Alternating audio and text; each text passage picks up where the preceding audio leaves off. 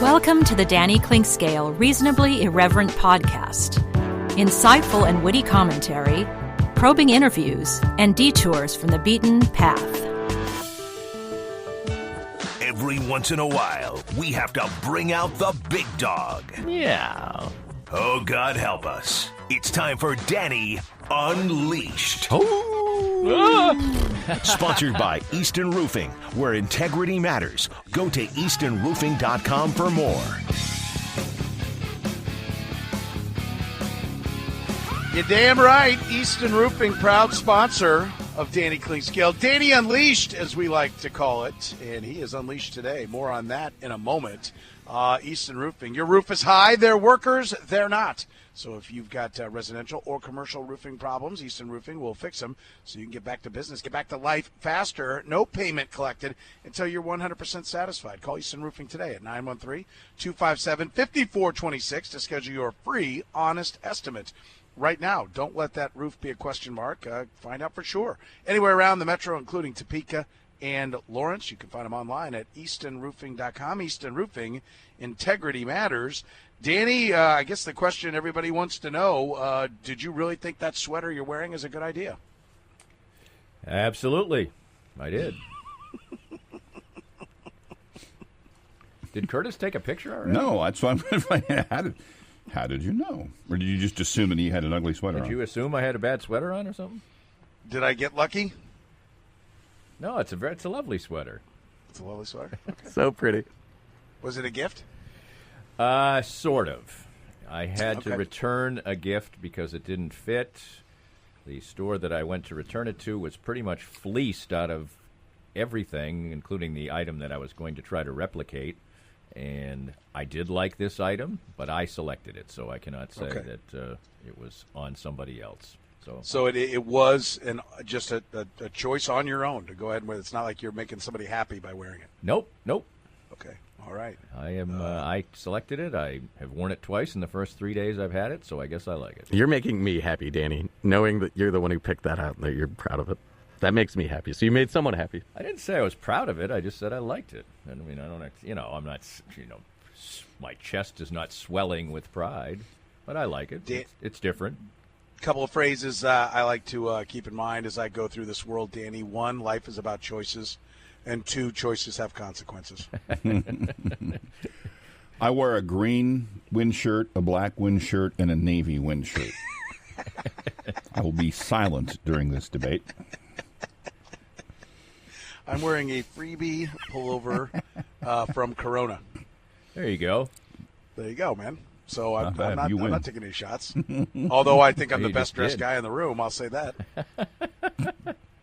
Well, clearly we're not in a room, so I guess that's why it's funny on multiple levels. 1, I think I am the best dressed guy of everyone that's on this conversation, and 2, I'm the only guy in this room, so Jets were it works on a lot of levels.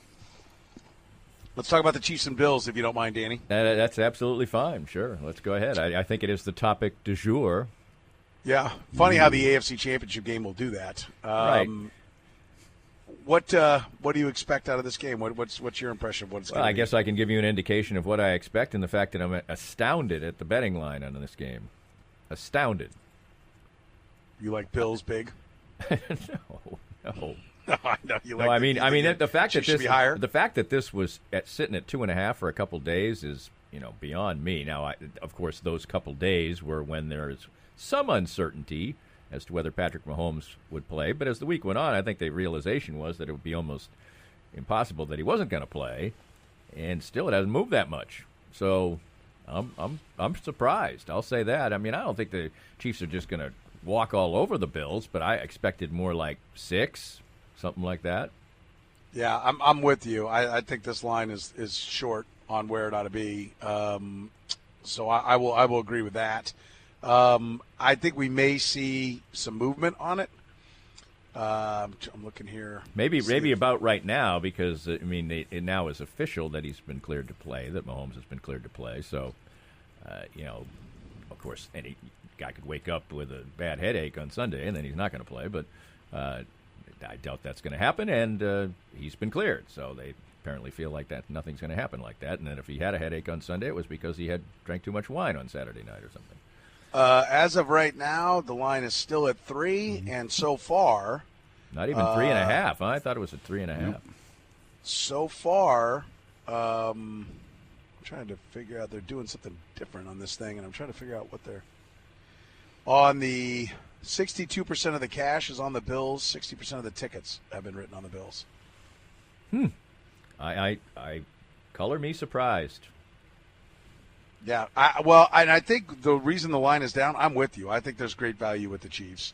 And I think the line is down because the narrative, and, I'll give the Zone credit. They were talking about this the other day about how, picking the Chiefs is not sexy.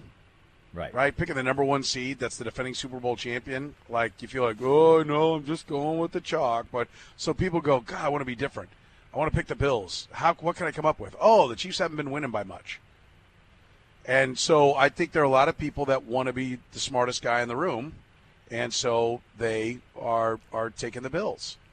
And then they're working backwards as to what the reasons are. And I think there are a lot of people that want to play the Bills. I think this one, by contrast, the Packers have 71% of the cash and 67% of the tickets being written on it. And what's the line on that one now? So the bigger plays are same line. So, it's exactly the opposite of what's going on here. And I'm with you. I think they want you. They're not moving this line because they don't have to move this line. People are already on the Bills. Maybe they're inviting some play on the Chiefs. They're going to take, even that up at 50-50, and then you'll see a move, after 10% more worth of wagers come in on the Chiefs to kind of balance that out. But I think they're more than happy to write you a Buffalo Bills ticket right now in Vegas. Seems like it. I think that the Buffalo has been playing good football. There's no question about that. And, while I say that I think the Chiefs should be about a touchdown favorite, maybe a little bit less, I do think too much has been made of the 220 yards and 10 points that the Bills offense put up last week. Because, first of all, the Bills shouldn't have thrown the ball all night. But given that they did that, it was a horrendous night to play football. The wind was like a hurricane out there, and so I think their throwing game, which is their strength, was mitigated. So I'm not going to take too much out of that. I think they'll play better offense in this game, but still, I don't see how they keep up with the Chiefs. That's all. Obviously, Buffalo, I think, would be thrilled to just give up 26 like they did the first game.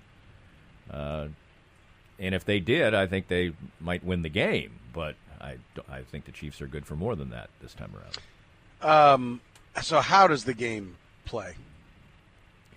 You like the Chiefs, but and you see the game going what exact replay of the last game, or you see the Chiefs, throwing the ball a lot more, explosive plays. You see Buffalo trying to run it more, shorten the game, doing what? How do you see the game playing out? I think Buffalo will try to run the ball a little bit more, but I don't think they're going to change philosophically that much what they tried to do on defense. I still don't think they don't want to get killed with big plays, and I think they're willing to let the Chiefs run some. Now they don't want them to run for 240 yards again.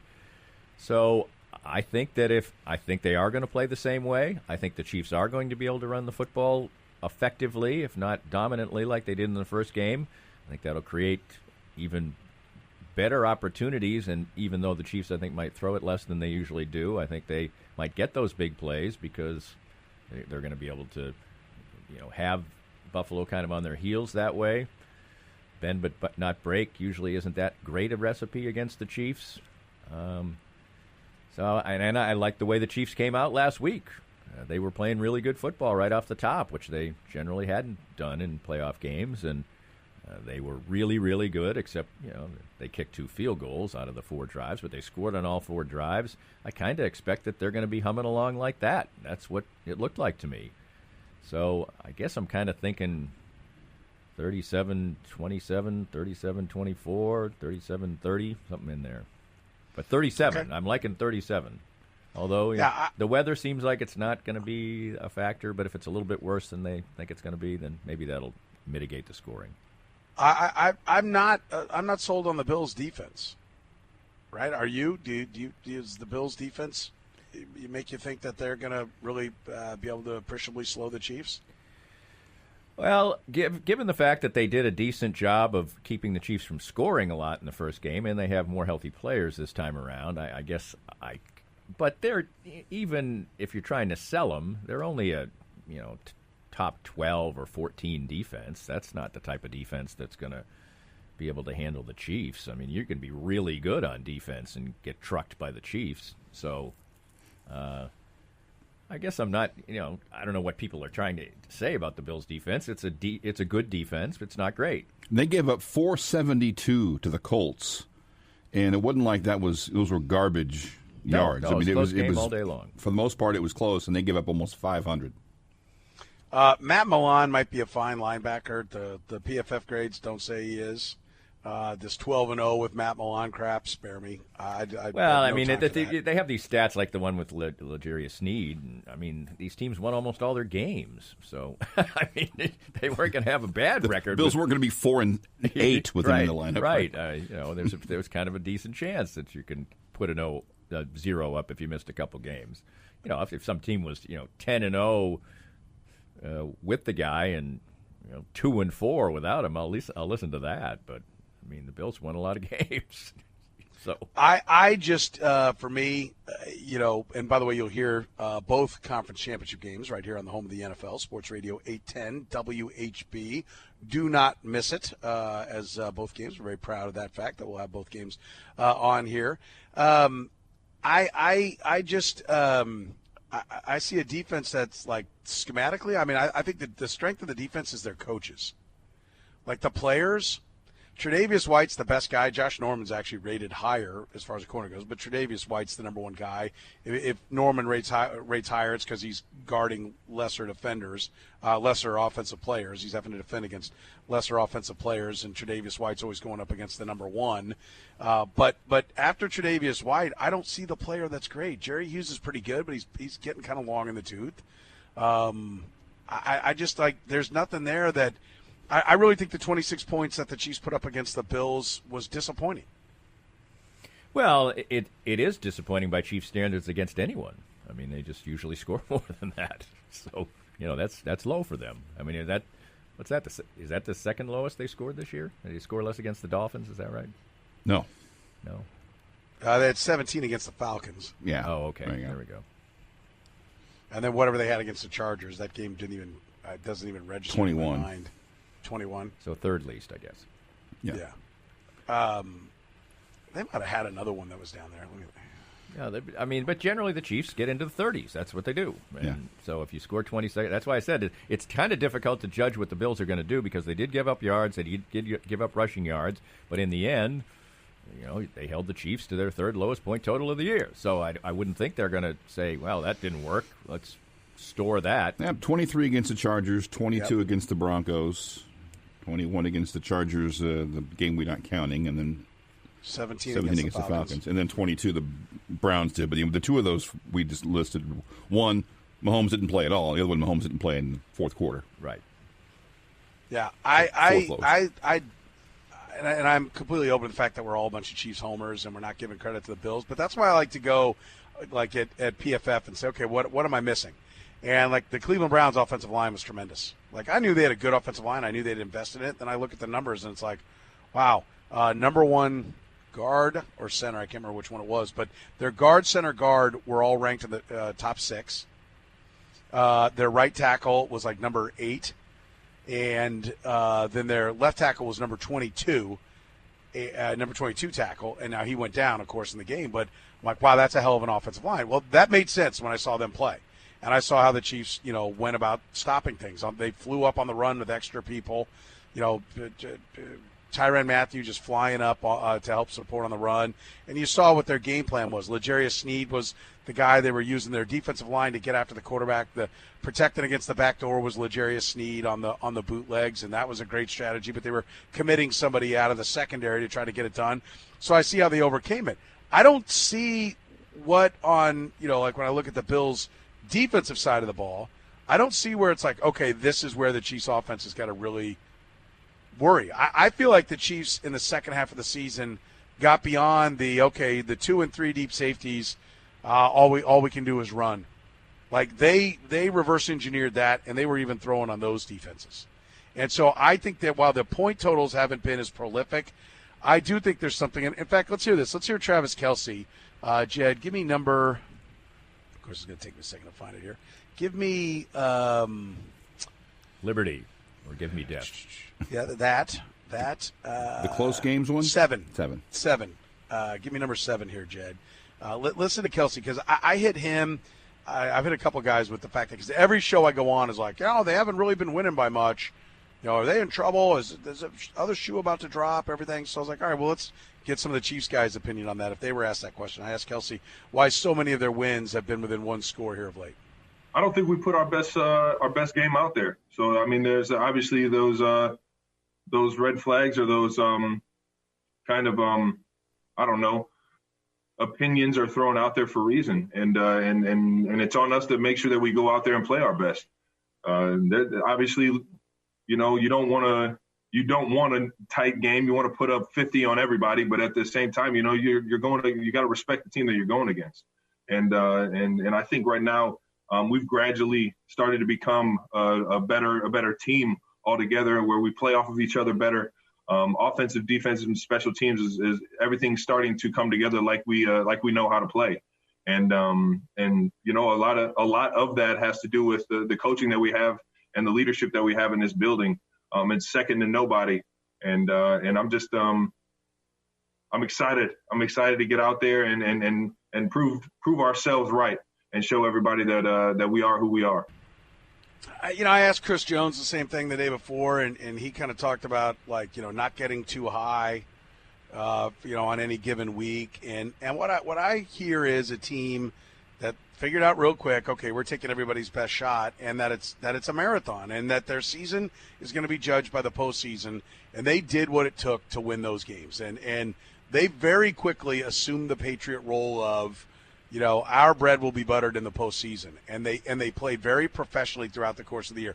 Yes, at some point are they going to get stung by leaving teams around too close? Yeah, I think maybe they will. That at some point they will get caught by that. Not in the postseason, right? That won't be the reason I give for that. But I do think on down the road, like if they, season after season after season, they're going to leave somebody in the game and they're going to catch them.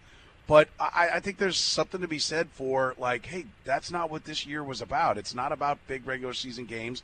There's nothing that they could prove by winning by more. And so they kind of did. When they thought the game was over, they put it on cruise control. But that's not – the cruise control is not an option here moving forward. And so you're going to get those first halves against the Bucs. That's what you're going to get for 4 quarters now, or at least until they are completely out of reach.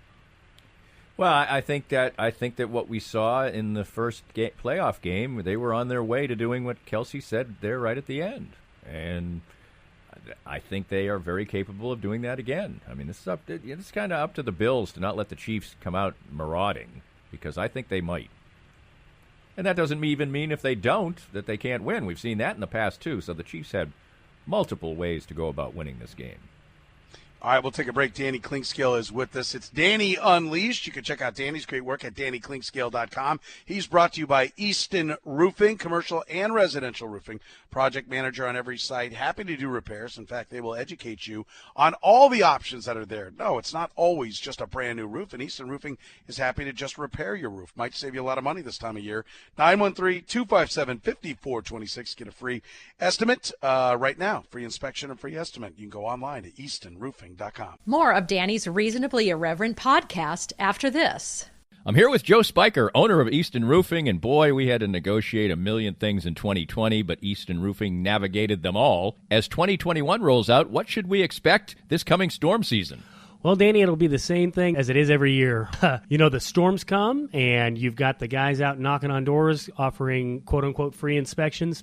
Be wary as a homeowner. If somebody's knocking on your door, they probably need the work, and if they need the work that bad, they may be willing to do something untoward to get it. So if somebody knocks on your door, says they want to give you a free inspection, just tell them have a great day and give us a call. We'll come out for free and give you a good, honest opinion as to whether or not you need to do anything at all with your roof. And what's the best way to get in touch with Easton Roofing? You can always find us online at eastonroofing.com or give us a call at 913-257-5426. Easton Roofing. Integrity matters. All right, the good sense, end of the hour answer. Hank Aaron passed away at the age of 86. He had one career home run against the Royals. I asked who gave it up. Soren, I know you know the answer to this question because I've asked it before. I think you do. God, I'm drawing. I do. I did. See if Danny remembers it. I was going to give him a hint. You have sat across from this man. Al Fitzmaurice. Yeah, that's right. How did I not remember Al that? Fitzmaurice. May 9th, 1975. Aaron, for those who maybe don't know, he played for the Brewers his last two seasons. By the way, the Royals DH that day, also in the Hall of Fame, Harmon Killebrew. Right. When that I game would have gotten that. When that game was over, Aaron hit number 736 that day. When that game was over, Hank Aaron and Harmon Killebrew had a combined exactly 1,300 home runs. Not a bad matchup. 1,300 home runs. Would that be the most ever in a matchup of two players? Probably. I mean, I'm trying. You'd have to go through. Was Bonds? Yeah. Did a Bonds McGuire? Actually, that could have been over. Yeah, I'll look for that. But 13. But probably not. No, I don't think McGuire would have been high enough. No, because he was still in the. He never. Well, did he get to 600? I don't think he got to 600. Wasn't he like 580 something? We said when. The only thing I thought of is how many home runs like a Jimmy Fox hit by the time Babe retired. That's possible. Or what about A-Rod and Bonds? No, it wouldn't have, because even Fox and Ruth combined didn't hit 1,300. A-Rod, that would have been like that's 1,100. Right. A-Rod hit a lot after Bonds was gone. So that might have been. I mean, that'd be interesting. Curtis. How about 1,300 home runs walked off the field at Royal Stadium that night, May 9th, 1975? That's pretty impressive. Well, I was looking at his stats, which, of course, are rather staggering. But this one really jumped out at me. I mean, this isn't like the dead ball era or the 30s or something. Joe DiMaggio struck out, less than he... Yeah, he struck out 13 times in 41. Right. Ridiculous low. Hank Aaron walked more than he struck out. And he didn't walk that much. I mean, he wasn't a huge walk guy. And for the guy who was the home run champ forever, and in some people's minds still the home run champ, to not strike out very much at all? I mean, that's crazy. And to think of how far out he put the numbers, I mean, I think 2,300 RBIs, essentially 2,297 or something like that is incredible. But if you took every home run he had away, he still had 3,000 hits. Yeah, that's amazing. 3,000. That is 3,800 hits. That's crazy. That is. If you took away himself on all his home runs, he still had what? Around 1,500 RBIs. Mm-hmm. Yeah, 1,500 RBIs. So there are Think about that. There are four players that have at least 200 home runs that if you took away all their home runs would still be in the 3,000 hit club. Aaron, Musial, Derek Jeter, Paul Molitor. Weird stat, but it is. I'm the king of weird stats. Seemingly far more impressive with Aaron. Oh, yeah. Yeah. But Musial, I mean, wait, what was the list again? Did you say Pete Rose? No. At least 200 homers. Okay. At least 200 home runs that had 3,000 hits. If you took other homers away, they still have 3,000 hits. But Musial had 475, and he still was well over 3,000 without the home runs. Yeah, I think the stats kind of because the Rose, the Gwynn, the Boggs. I found if you take the home runs away, there are 32 guys in the 3,000 hit club. I think there are 12 if you take all the home runs away. Hammer and Hank. I hope people remember. Also what he had to go through. He was raised in a very difficult situation, and then, he's playing in Atlanta, but it was a nationwide, letter writing and campaigns and just awful. I mean, and he was kind of when you're around the guy, he was kind of like a little bit in the Bill Russell mode. I mean, he was kind of an angry man. And that's what I was on, and I was asked about that in Memphis today. They were talking about him. They asked me something. I said, I heard he was kind of a surly, angry guy. And one of the guys doing the show said he actually got to interview him a few years ago, said he couldn't have been a nicer guy. He said, now maybe he mellowed in his later years. I said, or maybe I talked to somebody who caught him on a bad day. I said, I don't know. I said, I don't care if he was a jerk to everyone out there. The man's an icon. Right. And not just because of his baseball, because of the way what he went through and persevered and how he was handled not going to it. be deterred. Yeah, I think there was also a little bit of. I think he felt like Willie Mays got way more attention than he did. Because Willie had a more infectious personality. Yeah. And he played in New York. And then in San Francisco. Yeah. So, but age 39, OPS 1.045. Yeah. Age 39. He hit 203 homers between his 35th and 40th birthdays. Just average 40 per. Back when people weren't, not like nowadays. I mean, the last 20 years, 200 homers. Now, truth be told, it was a good place to hit home runs where he played. Yeah. But just every year, 40. Oh, yeah. 40. That was the thing. That 45, was 42. So remarkably consistent. Yep.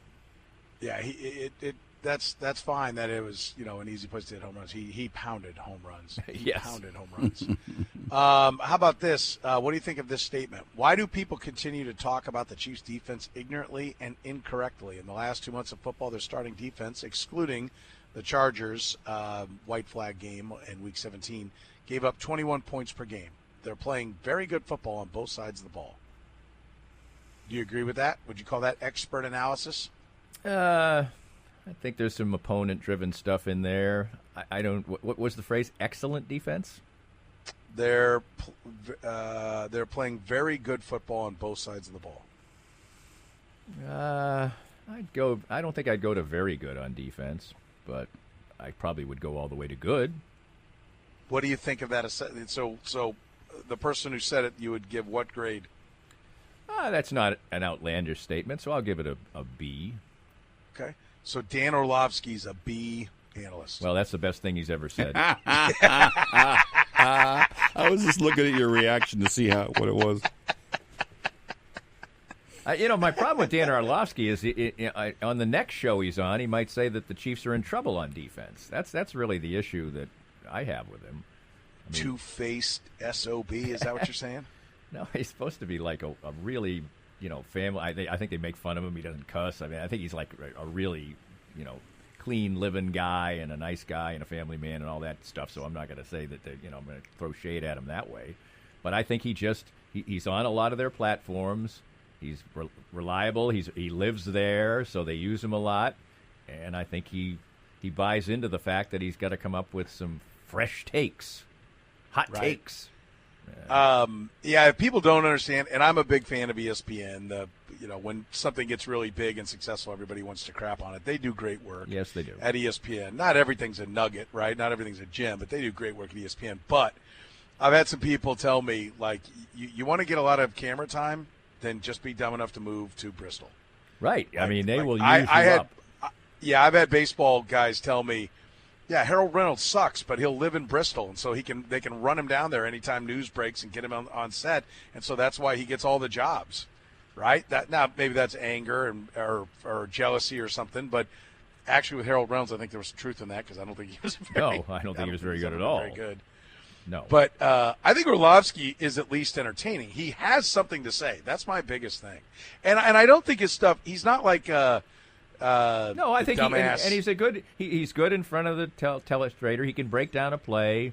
I think there are things that he does well. It's just that he tries too hard to have a real hard hitting opinion all the time, or an alternate opinion of something, or he'll hang on. So he'll back up a quarterback who people are not saying is very good or whatever. But it's just too much for me. He's not Skip Bayless, though. No. Whoever the most popular thing is, he's going to crap on, like no matter what, like clockwork. And then tweet in all caps.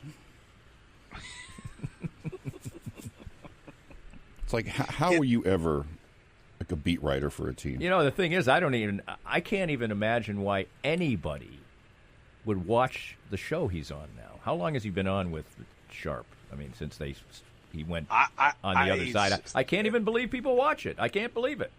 I can't either. And he's been on long enough to sign a contract because I heard he got a raise to $4 or $4.5 million a year, and it boggles my mind. It boggles my mind. It's like P.T. Barnum. That's an insult to P.T. Barnum. No, never underestimate the stupidity of the people. Yeah. Yeah. Yes, I don't believe it gets Nobody ratings. ever got broke underestimating this. Yeah. Yeah, I don't think it gets ratings. I that's the thing is like I don't believe it's like a big success. Well, I think a lot of of Fox shows get terrible ratings, so he may be among their best. September 6, 2016 was the debut of Undisputed. Yeah. I remember that day well because I was working out, and my wife's office is, just about 20 feet away from where I work out, so she could hear me yelling through the door if she needs to. So I said, honey, you got to come here. And so I had the flipper, and I put on Shannon and Sharp, whatever, and then I flipped over to another show, and it was the same show. I mean, it was the same show. They had a girl in the middle, and same. I mean, it was the same. She goes, what's wrong here, Dan? I'm like, that guys left this show over here, and they have now is exactly the same. Exactly. Who does nothing. They did almost a duplicate. Yeah. Host. I can't watch either one of those shows. It's just, and there's still of them, but they're all just exactly the same, and they're so surfacey. Well, let's put no it this depth way. whatsoever. Here's how bad they are. To me, Stephen A. Smith and Max Kellerman, the show is 5 times better than most of those shows, yes. and it still sucks. But I do think both Stephen A. Smith and Max Kellerman have some talent, but the format they're put in almost forces them to, be over the top and dopey and have to have a. So I mean, but by the standards, have you seen some of the network pregame shows on Sunday morning? No, I don't watch. You watch Michael Irvin? But by the standards of those shows, that one's the best, I think. Yeah.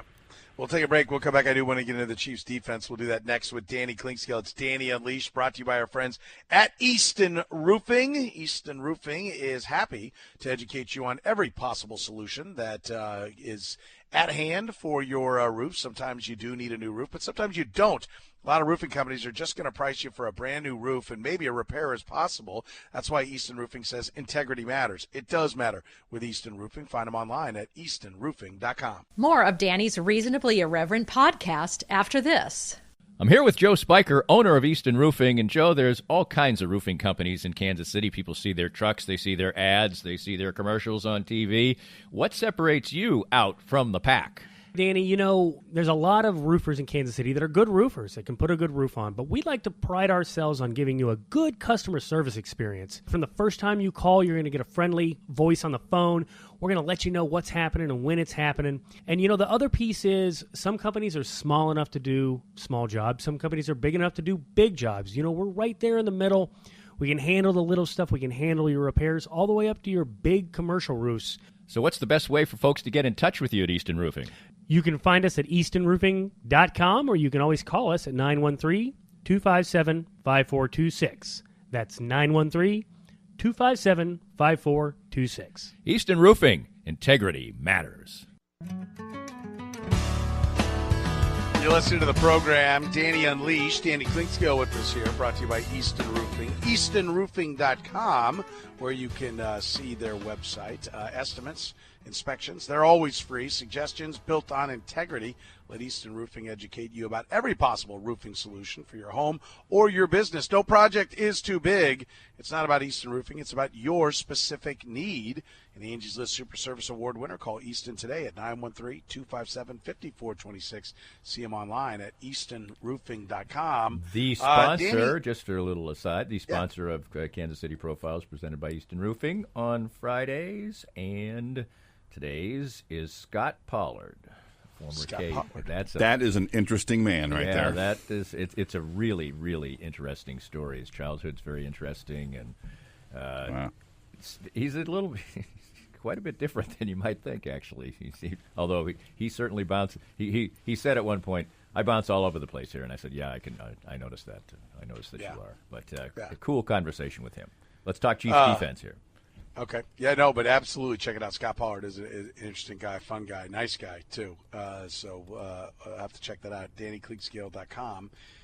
Let me ask. So, you were kind of bristling at very good. I actually think this defense is very good. I'm willing to go that far. Great? No. Epic? No. But certainly more than good enough with the offense they have. But I think the defense deserves more credit. I think they're pretty damn good. I'm not going to go all the way there because I do think that their defense benefit. Hey, it's a team sport, but I think they do benefit quite a bit from the Chiefs' offense. Now, because I think that the other teams are forced into situations they don't want to really be in. I think that the Chiefs' biggest weakness is stopping the run generally, and a lot of times the other teams either can't or won't run the football because they're behind and perceive that it's not a good thing to do. Or they think that, well, let's surprise them. Or I don't know. But so I think the Chiefs, and generally it seems like over the last couple of years when the Chiefs have been a championship caliber team, and this is absolving 2018 because they were awful, they seem to get better as the year goes on. Steve Spagnuolo doesn't just figure things out, but what he does is I think he tries to play a little bit more standard defense and see how it goes. But if it's not going all that great, then he pulls out all the stops, and I think it generally works. So I think they are a defense that's capable of having a very good or great game. And some defenses just aren't. And so I'll just say good. How about good plus? But I'm not going all the way to very good because I think they can be victimized, and they still are capable to me of being a defense that can lose you a football game. Stay with me here and just answer the question honestly. Don't sit there and try to figure out where I'm going with this. Sure. How good has the Chiefs offense been at its best coming down the stretch? No, but that's still pretty damn good. Okay, not fair at their point, best is pretty damn good. They gave up 150 yards a game on the ground in September and October. They gave up 102 yards or 103 yards per game on the ground in November, December, and January. They gave up 102 to the Cleveland Browns. Well, I guess that's part of my point about the fact that good, and they're getting better at stopping the run. That to me says they're playing pretty good. I would agree they're playing pretty good. We were having another semantic dance here, but I'll say that I think they're a good defensive team that has the ability to go out there and have a game and have a real game. And while they're capable of, I think, having 34 put on them, I think they also, come playoff time, are good enough that if the Chiefs' offense doesn't play that great, they can win the game like we saw in the Super Bowl last year. So. Yeah, that's fair. All right, give me what was your prediction on the game? I guess I'll settle because I gave 3 scores before, so I'll settle on field goals 33-23. 23. Danny, you're the man. We appreciate it. Everybody check out his work at DannyClinkScale.com. Have a great weekend, buddy. Thank you. This podcast was made possible by our great sponsors like Easton Roofing, the presenting sponsor of Kansas City Profiles at the Danny Klink Scale Reasonably Irreverent podcast. Easton Roofing, where integrity matters. We hope you enjoyed the latest Danny Klink Scale Reasonably Irreverent podcast. Come back soon for something fresh and new.